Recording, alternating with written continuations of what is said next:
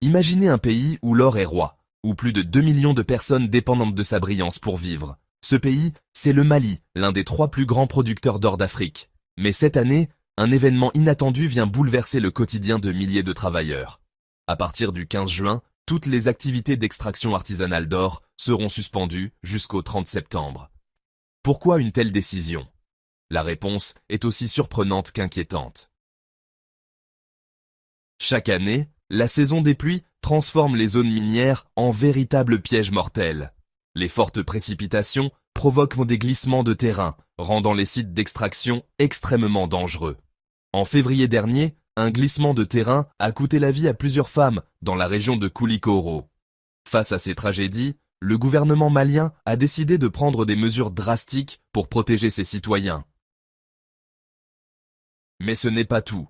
En mars, les autorités ont suspendu la délivrance de nouveaux permis d'exploitation artisanale aux étrangers. Cette décision fait suite à une série d'accidents mortels, notamment dans les régions de Koulikoro et de Kayes. Le gouvernement souhaite ainsi renforcer le contrôle de l'État sur le secteur minier et éviter que des profits ne tombent entre de mauvaises mains.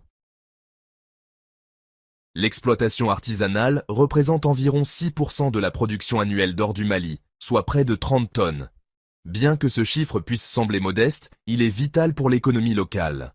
Cependant, cette activité est souvent non réglementée, exposant les travailleurs à des conditions dangereuses et à des substances toxiques comme le mercure. Le Mali, qui a vu sa production d'or chuter de 23% en 2024, espère inverser la tendance en 2025. La reprise des opérations de grandes entreprises minières, comme Barrick Gold, devrait contribuer à cette remontée. Mais la sécurité des travailleurs reste une priorité absolue. En suspendant temporairement l'extraction artisanale pendant la saison des pluies, le Mali envoie un message fort.